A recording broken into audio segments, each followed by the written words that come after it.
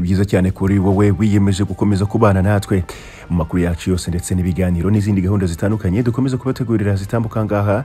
Reka ntekereza yuko mwamaze no gukora subscribe bityo amakuru yacu ubuhamya ibiganiro n'izindi gahunda zitandukanye byose bikabikomeza kugenda bibageraho mbere y'abandi. Gwaye ikaze none muri amakuru yacu kandi yanyu ari kuvuga mu iki gitondo tubyukiye ku butaka bwa Repubulika Iharanira Demokarasi ya Kongo. Bivugwa ni byinshi ariko nyemerere gato duhere ku bijyanye n'inkuru yabigiye kongera kuri agatima igisirikare cya FARDC cyangwa se yabagiye kongera kuzamura icyizere abasirikari ba Kongo. N'abasirikari bagiye bagaragara birara mu bitungo y'abaturage, bakirara mu nyubako z'abaturage, bakabiba bakabasahura, abandi bikagaragara yuko bafashe zimwe mu ntwaro bakoreshaga bari ku rugamba bahanganye n'umwanzi bakazigurisha, abandi bakaba banazibitsa mu gihe baba bagize aho bivumburira ibyo kurya.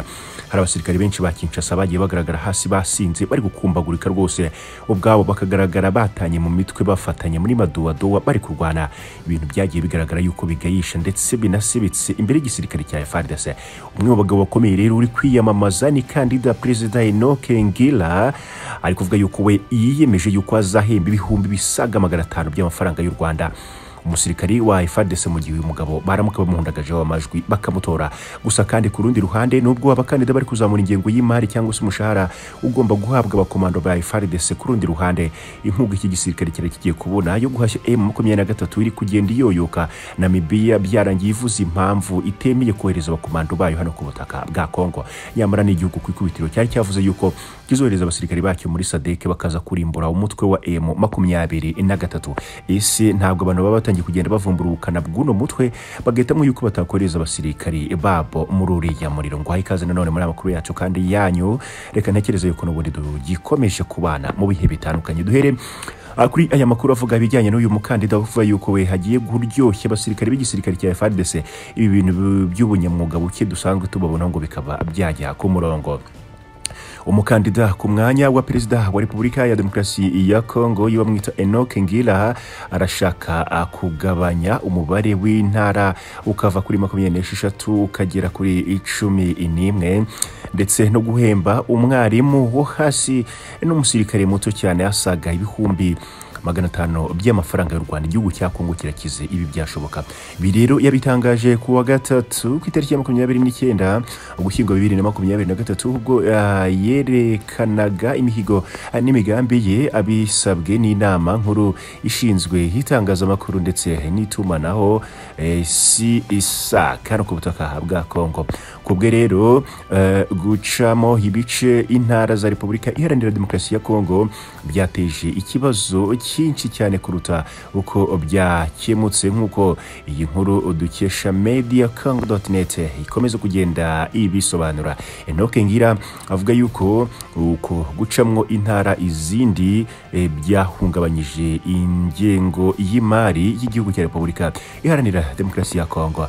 Muri urwo rwego rero avuga kandi yuko atemera inteko ishinga amategeko n'intara yemeza ibyo zagezeho ari bibi cyane mu gihugu cyose. Avuga yuko nyine ari amafuti cyangwa se byaba byarakozwe muri buriya buryo ngo ari amafuti rwose bidahwitse.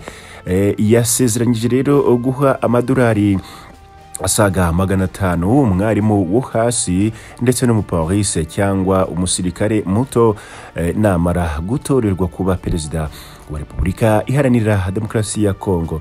Yashoje agira ati, aho nagiye hose abanyekongo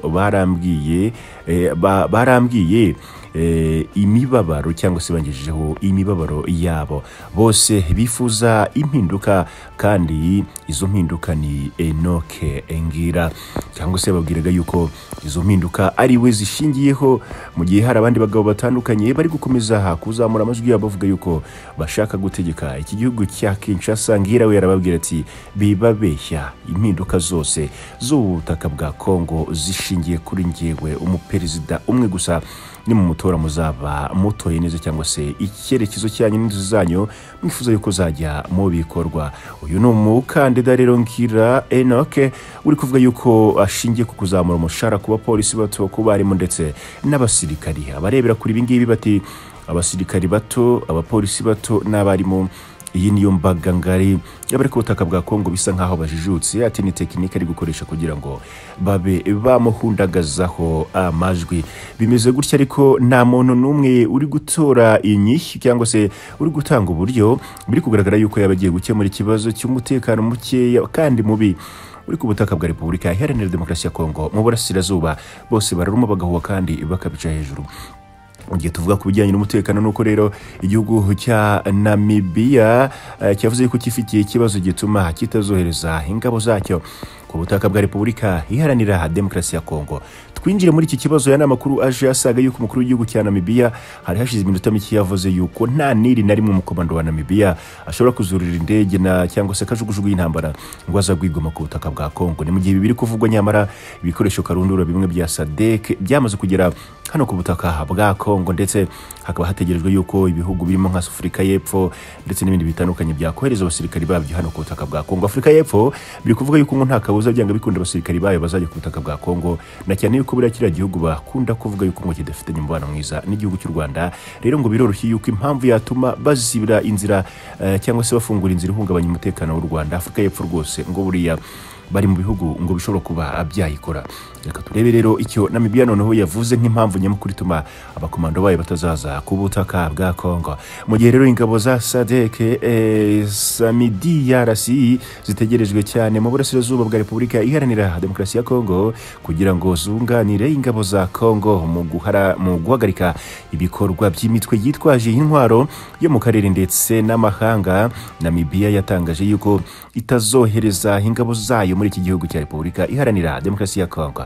Perezida wa Namibia bamwita Gengabu yashimangiye iki cyemezo avuga yuko igihugu cye kidafite ubushobozi. Ibi rero yabitangaje kuwa mbere ku itariki ya 27 Ugushyingo 2023 ubwo yabitangarizaga abanyamakuru umwaka nyine urangiye cyangwa se n'ikiganiro bagomba kugira n'abanyamakuru iyo umwaka urangiye ku butaka bwa Namibia.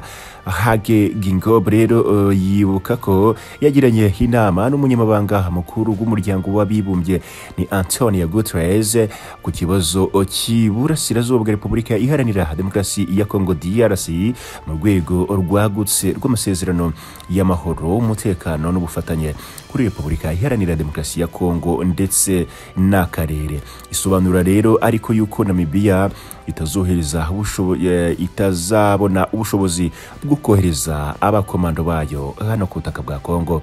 Mu gihe rero ingabo za Afrika y'Iburasirazuba zasabwe kugenda, bityo yuko SADC igomba kugera muri Repubulika Iharanira Demokarasi ya Kongo bitarenze mu kwezi k'Ukuboza 2023. Icyakora Gengabu avuga yuko mu bushobozi buke yabafite bazatanga inkunga yabo, ariko bidasobanuye yuko bazajyaho rwose cyangwa se ari abasirikari ba Namibia bagomba kuzinjira no ku butaka bwa Kongo.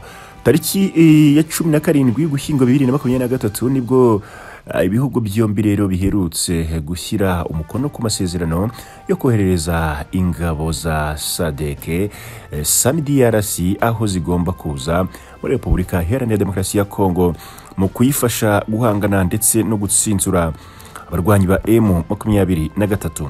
Hari indi mitwe myinshi ariko ngo ntacyo bwiye ubutegetsi bwa Kinshasa. Bo nibo bona 23 irimbutse bazicara babyinire ku rukoma banywa amayoga, ubwo abandi bakomeze kwishimisha mu buryo butandukanye, ariko badafite ahantu n'aha na hato baba bakiri kubona M23 mu mboni yabo. Ni mu gihe rero hari amakuru yuko izi ngabo za SADC zamaze kugeza bimwe mu bikoresho byazo ku butaka bwa Repubulika Iharanira Demokarasi ya Kongo. Nabyo inkuru n'impamo kuko bimwe mu bikoresho karundura by'iki gisirikare kigiye kuza muri DRC rwose byamaze gusesekara hano Igoma. Byaragaragaye mu mafoto yagiye ashyirwa hanze y'uko ngo byagiye byoherezwa. Namibia rero ni igihugu cyavugaga yuko ngo kigomba kuzayobora iriya operasiyo cyangwa se iriya misiyo. Ku ikubitiro rero nibo bavuze yuko bitazashoboka n'aka na gato, cyakora bari kwemerera ko bazatanga inkunga y'amafaranga. Dusubikira andi makuru ni mu masaha make yari imbere, kandi nimukomeze kubana natwe uko mufunguye video zacu. Mwibuke kudukorera subscribe, turabakunda cyane. Nge ndaza kugaruka mu kanya.